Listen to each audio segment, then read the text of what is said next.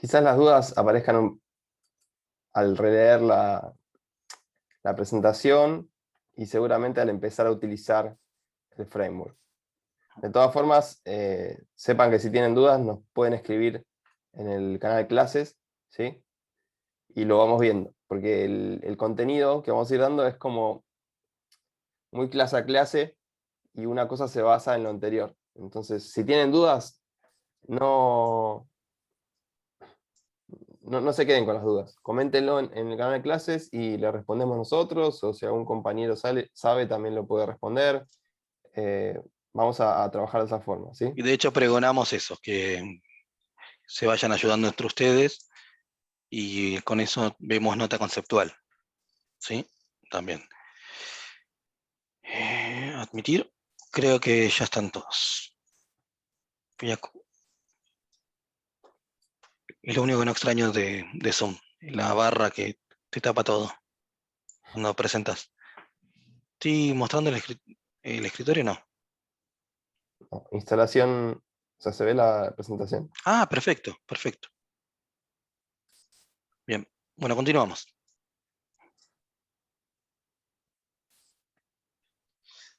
Bien, instalación cero impacto.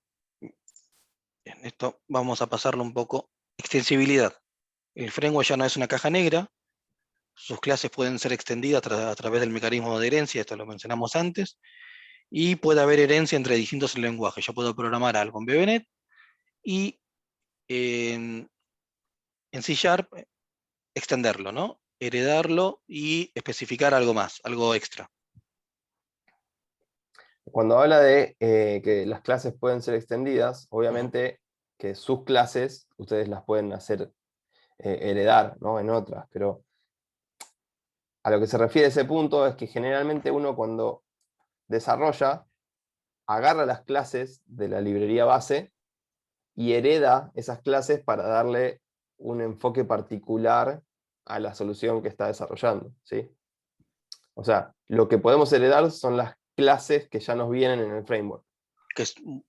Voy a spoilear un poco, que son públicas. Claro. O sea, podemos reutilizar el código que nos da el framework.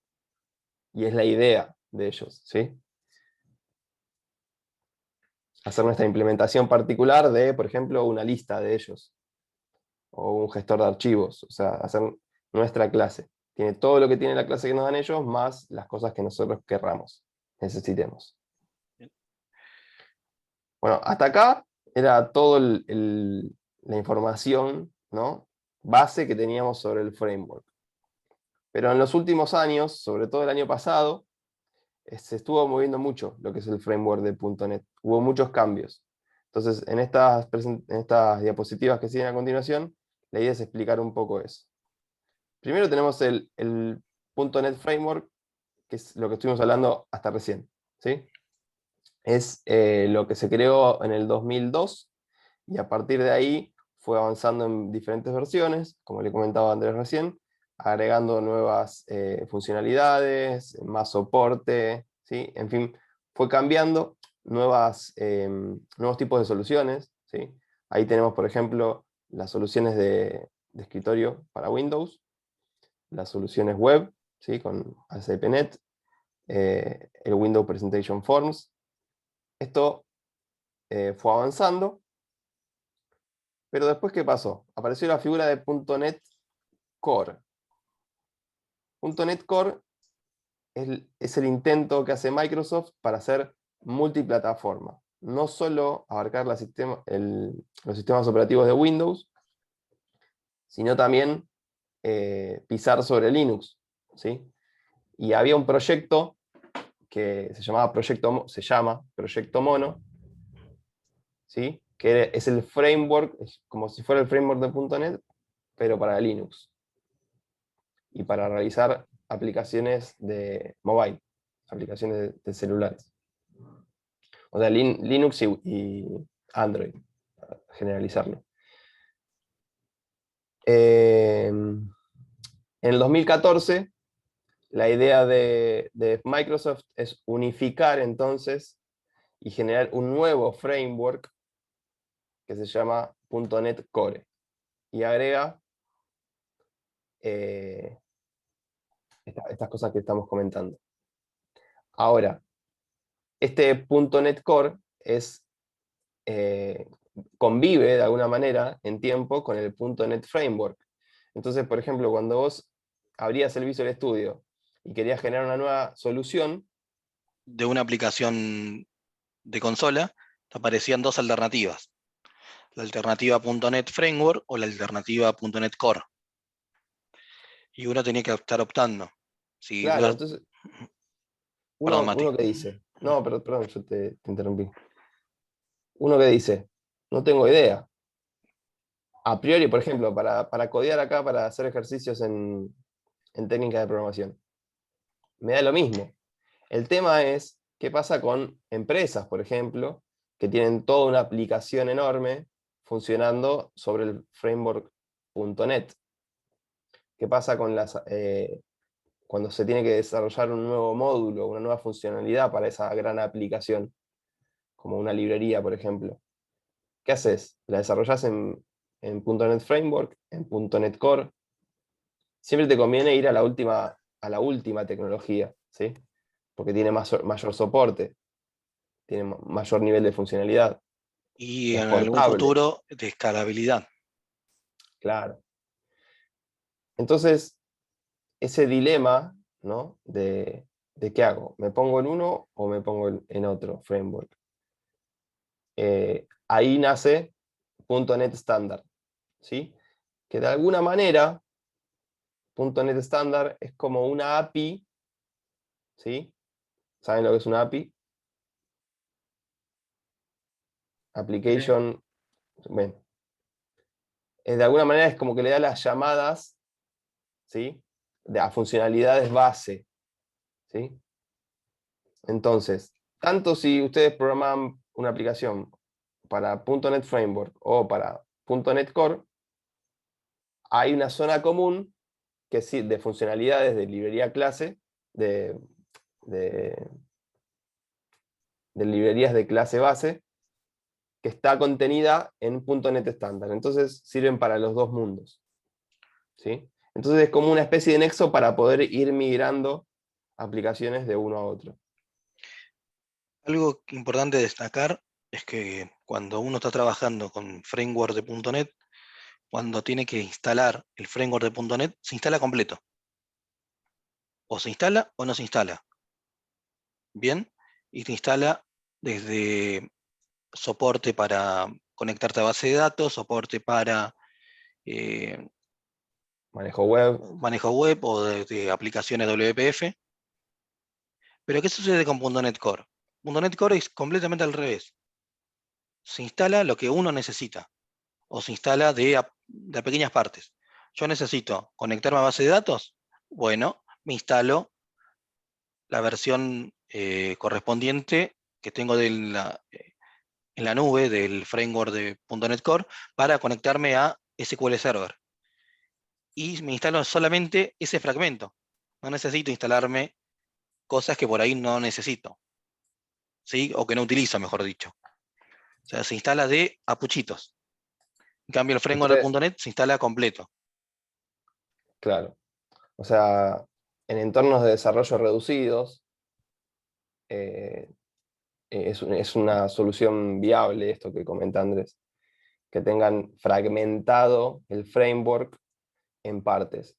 Acá en el dibujito que vemos al costado, el framework de .NET es toda la línea punteada, ¿sí? Y contiene todo lo que estuvimos viendo hasta ahora. Bueno, a partir de .NET Core, esto cambia. Ustedes instalan solo las librerías de funcionalidad que ustedes necesitan, por ejemplo. Les hago una pregunta ahora, sobre el dibujito que se acaba de ir. Ahí lo puse. Gracias. Vamos a ver si entendimos todo lo que estuvimos hablando hasta recién. Si decimos que .NET Core ahora es multiplataforma, o sea que no solo corre en la familia de sistemas operativos de Windows, sino también en Linux. ¿Cuál es el componente principal que va a cambiar desde un framework, o sea, .NET Framework, a .NET Core? De esos bloques que se ven ahí, ¿cuál es el más importante que tiene que cambiar?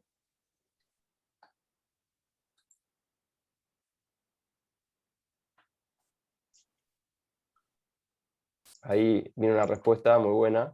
El CLR. ¿Quién más? ¿Quién da más? ¿Quién da más? Ahora díganme por qué. Muy bien, Fernando.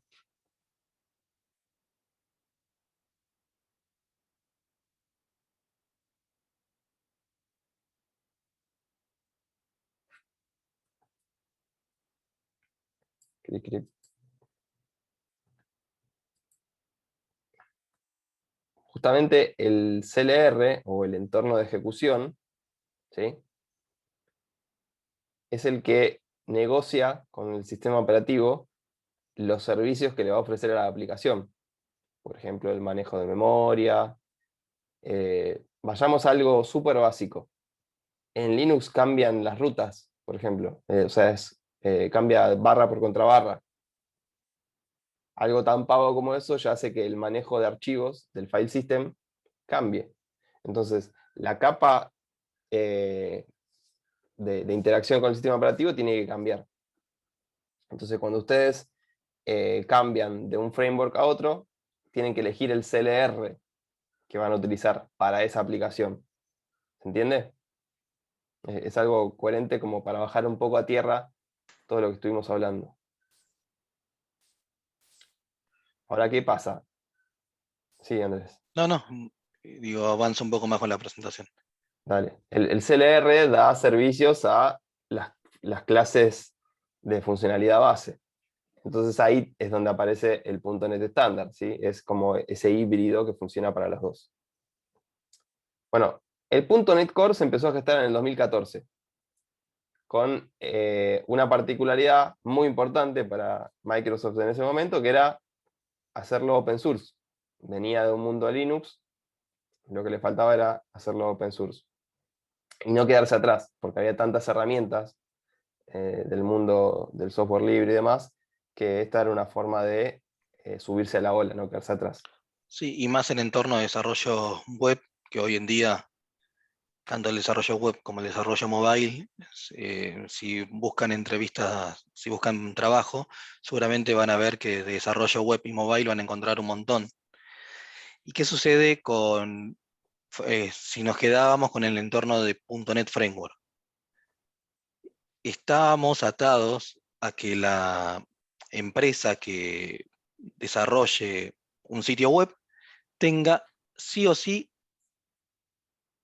como servidor un Windows Server, ¿sí? Instalado con Windows Server. Y por lo general, los servidores de Linux tienen más robustez, ¿sí? Pero el entorno de desarrollo estaba muy bueno, pero no, el mercado no compraba licencias de Windows Server. Entonces se estaba quedando muy atrás. Entonces, ¿qué hizo con esto? Vino el Subirse a la framework, ola. exacto, se unió al framework de .NET Core. Y a otra cosa importante que es el compartir código, ¿sí? Y toda la comunidad open source, aunque muchos no lo van a poder creer, el mayor aportante a todo lo que es proyectos open source es Microsoft. ¿Sí? De hecho, compró GitHub, bien digo, y es todo público y open source. Fíjense lo importante que es eh, entender el mundo del open source a nivel negocio, ¿no? Porque todos estaban yendo a otro tipo de implementaciones y no les quedaba otra. Entonces lo entendieron, cambiaron y hoy la verdad que están siendo vanguardia de alguna forma. El C# es uno de los lenguajes más utilizados y, como decís vos, con tanto soporte detrás, hace que sea prácticamente el camino a seguir. Bueno, ¿y qué es .NET ahora? ¿Cuántos .NET va a haber? ¿Por qué nos marean tanto? Es otro framework. ¿Pero qué pasó ahí? El .NET, el framework .NET así a secas, como vemos en la última esfera, Salió en octubre del año pasado. O sea, esto es fresco, fresco, fresco. Y también por eso se lo queremos comentar. Por eso se lo traemos a clase. Porque quizás sea algo que vivan cuando empiecen a trabajar o si ya están laburando en alguna empresa que tiene aplicaciones un poco viejas y tiene un plan de migración. Bueno, esto es súper importante. Tener una noción, por lo menos, de qué estamos hablando. Bueno, el punto .NET, así a secas, surge como una implementación final, definitiva, del framework de Microsoft.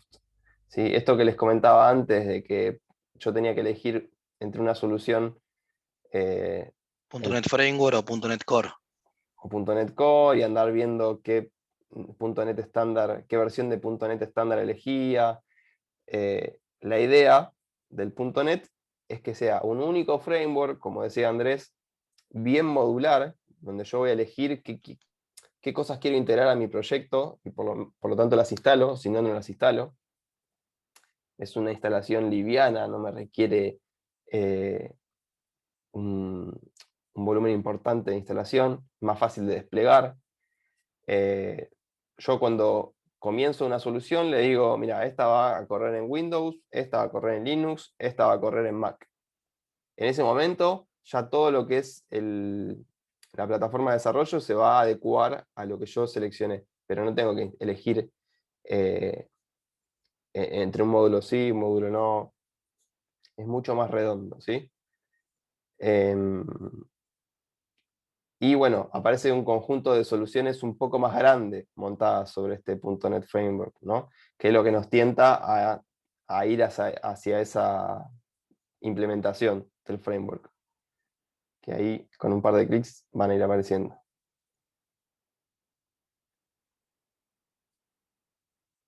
Aparecen algunas cosas que tientan un poco, ¿no? Y como último, una versión nueva del estándar de C Sharp. Una versión 9, con un par de cosas que todavía no estudiamos, pero tienen algunas ventajas ya en el manejo del lenguaje. Ahí atrás, ahí abajo, en el anterior, les Sí. ponemos un link a una entrevista que hace un gallego, que es larga, pero habla un poco de toda esta migración y qué significa uno, el otro, por qué mirar, por qué no mirar. O sea, lo que nosotros le resumimos acá, ahí está bien explicado, por si necesitan más información. Nosotros no se lo vamos a tomar. Bien. Bueno, acá vemos todo lo que tiene el framework de .NET 5. Tenemos para el manejo de aplicaciones, tenemos WPF, Windows Form y UWP, que esto nunca lo trabajé con UWP.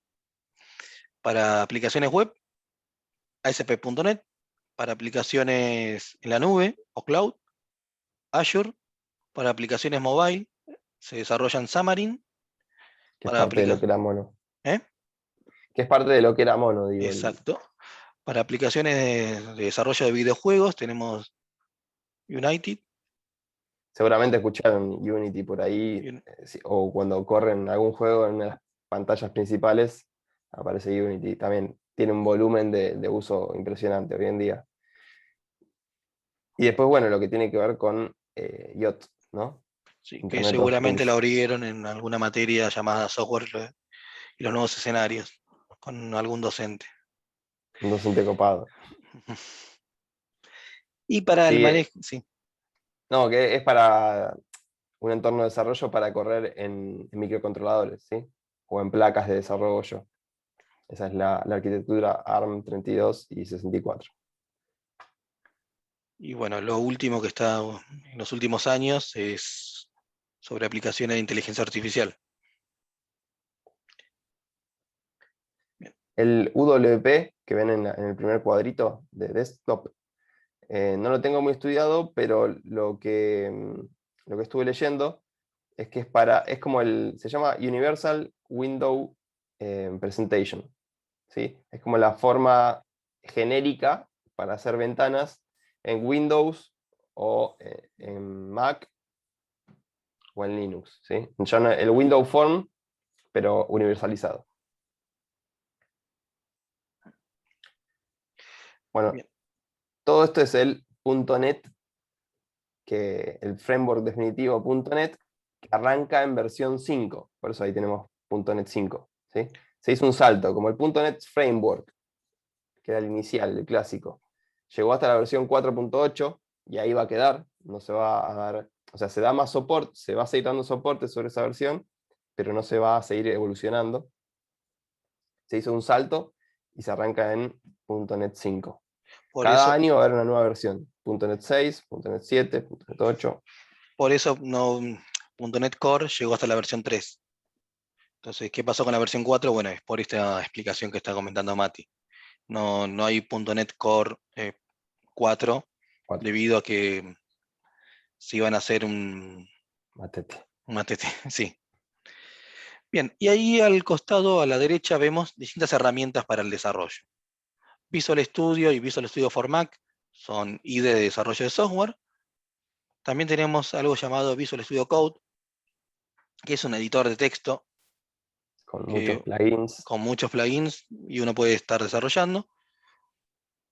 O la vieja y querida línea de comando, ¿no?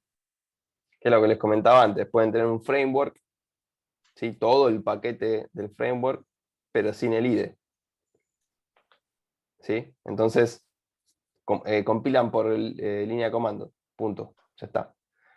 O uno más, que está en el próximo clic, que no sé si escucharon hablar, que es el OmniSharp, que es una implementación visual sobre el BIM. No sé si has escuchado esa, Andrés. Sobre el bin, O no. sea, te da todo los servicios que te facilitan la codificación, o sea, ir escribiendo el código con ayudas y demás, eh, el autocompletar y demás, pero sobre el BIM. O sea, es un plugin, el OmniSharp, que se lo pones al BIM, editor de texto de Linux de siempre, y funciona como si fuera el Visual Studio. Muy loco. Todo open source, por supuesto. Muy bueno, muy bueno. Bueno, y acá vemos las distintas versiones del framework de .NET. Y el .NET estándar ahí funcionando como interfase entre uno y otro. O sea, si vos querías migrarte, convenía desarrollar sobre .NET estándar. Fíjense, a esto nos referíamos, ¿no? Con el matete de elegir una cosa u otra. Ahora Dependiendo qué veamos, tipo de aplicación desarrollabas. ahora está todo unificado en framework.net a secas, que ya es la versión 5.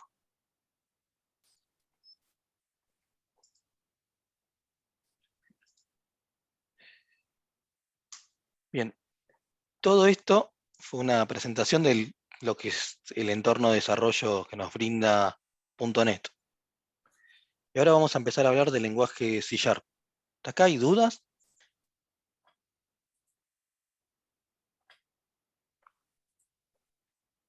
No, parece que estamos siendo claros. Cuando vayamos a laburar, ahí van a surgir las dudas. Quédense tranquilos. Bien. C#, ¿qué es? Es un lenguaje de propósito general creado por Microsoft. ¿Qué significa que sea de lenguaje de propósito general? Es que por más que sea 100% orientado a objetos, puedo estar desarrollando procedural o orientado a funciones. No hay un único paradigma, ¿sí? Es una evolución, como les estuvimos hablando antes, de C++ y de Java, y está pensado como el lenguaje por defecto de .NET, ¿sí? Ya me aparecen tantas cosas. Es un lenguaje de alto nivel y muy sencillo, es orientado a objetos, es un lenguaje moderno, y en la jerga se dice, si sabes Java, sabes programar en C Sharp. ¿Sí? Si conoces las instrucciones de Java, sabes C Sharp. Bien, porque lo importante tanto en Java como en C Sharp es pensar bien en objetos, independientemente, ¿no? Tal cual. Son similares, tienen interfaces los dos. Bueno, después vamos a ver eso. Bien, acá vemos el ejemplo de una aplicación de consola y vemos que Cuando creamos una aplicación de consola, lo primero que hace es crearnos esto. ¿Sí? ¿Querés, Mati, que comparta el escritorio completo? Y creo una Dale, aplicación de consola mientras vamos paso a paso. dale, excelente. Un segundo, por favor. Dejar de compartir. Acá Sí. lo que van a ver es siempre que hay una clase estática main, ¿sí? Que sería como la función principal de C, es lo mismo. A partir de ahí, ustedes van a ir llamando a sus clases con su funcionalidad, ¿sí? Bien. Algo que Pero no hablamos. Si bien está en la página, perdón, Mati, si bien sí, está en la página de BEA, en la pantalla, en la página principal, vemos que es necesario que se instalen en sus máquinas Visual Studio, que es el IDE de desarrollo de software. Van a ver que son los enlaces, la versión Developer o Students, son versiones gratuitas. ¿Sí? Si tienen Windows 7, les recomendamos que instalen la versión 2015. Esta es la versión 2019, que es la última por el momento, y vamos a ver cómo se crea una solución. ¿Sí?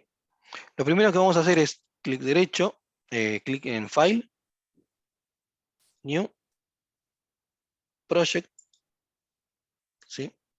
Ya ahora las nuevas ventanas, el nuevo IDE, diferente a esta ventana que es muy sencilla, pero las otras ventanas también son intuitivas. Así que vamos a crear una aplicación. Vean los lenguajes que tengo. Sí, C Sharp, C++, F Sharp, JavaScript, Python.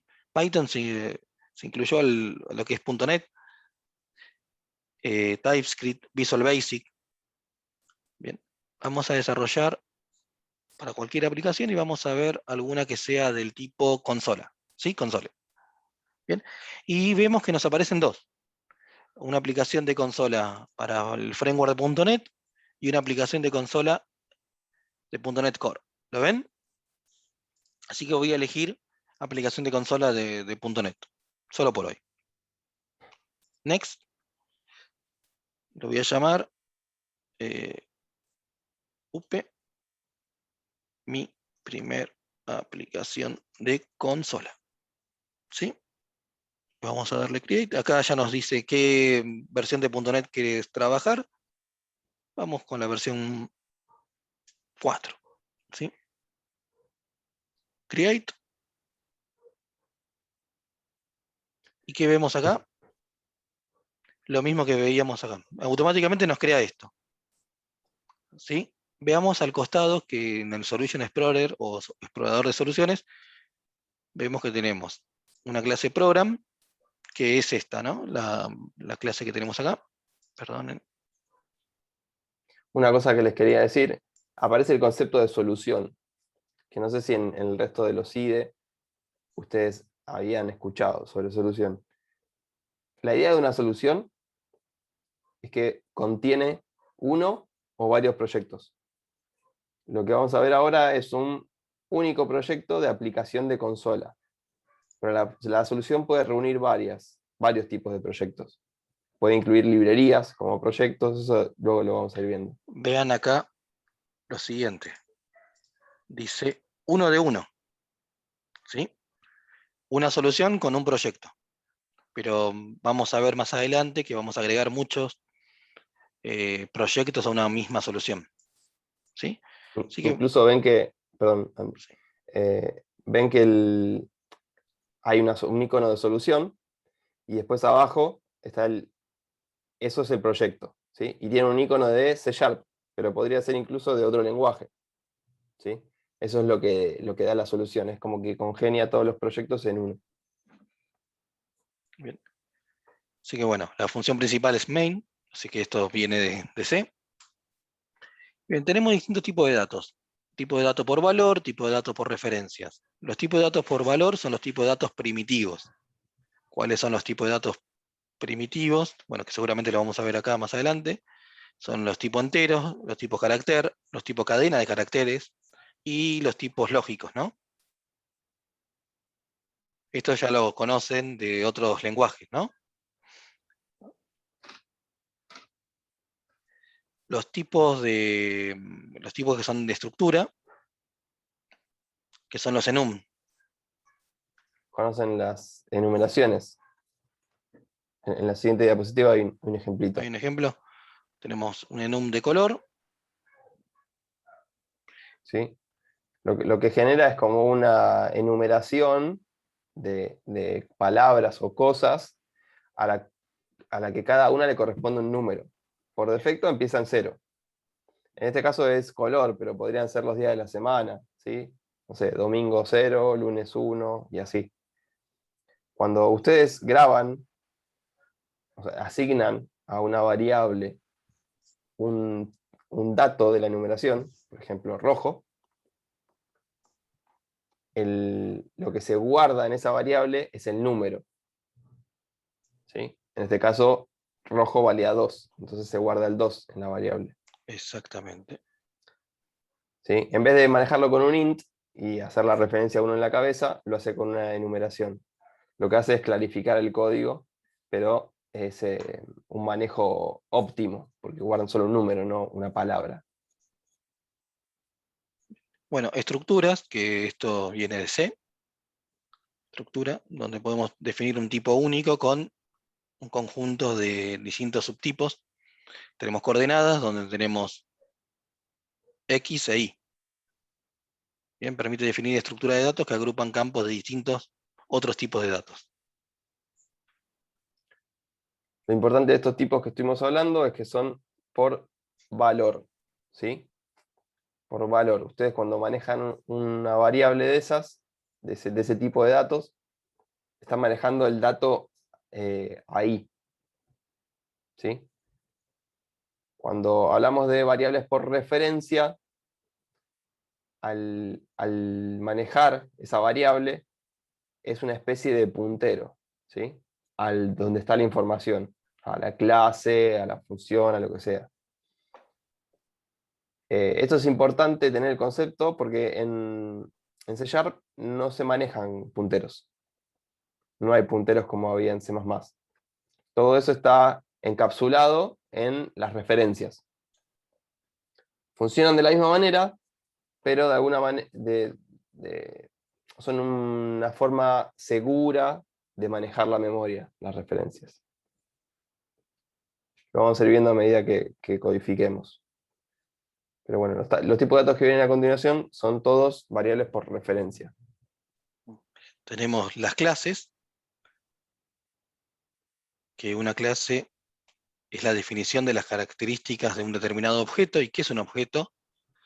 Un objeto es un conjunto de datos y de métodos que permiten manipular dichos datos. Vamos a ver que en una Particulares. clase, ¿eh? Particulares, digo, el objeto es como la eh, materialización de la clase en un objeto particular.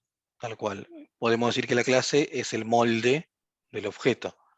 ¿Qué tenemos en una clase? Tenemos los atributos, que son los datos que va a tener ese objeto, los métodos, que son la funcionalidad que va a exponer ese objeto, y tenemos los constructores, que es cómo se crea ese objeto. Es un método especial para crear objetos. Bueno, tenemos las propiedades, que es una mezcla entre concepto, entre atributo y método. En esto, Mati, prefiero ir rápido porque la clase que viene vamos a empezar con objetos. Perfecto. ¿Sí? Vamos Sí, sí. con... También tenemos las interfaces, que esto lo vamos a ver más adelante.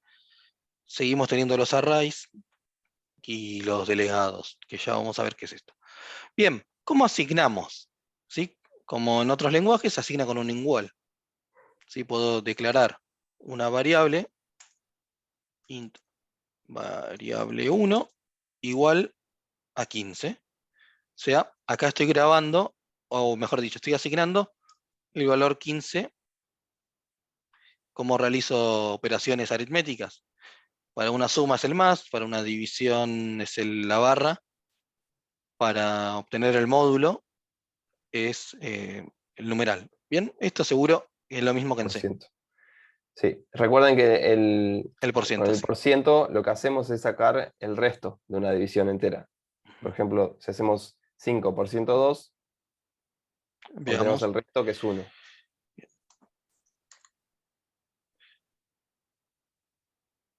Y-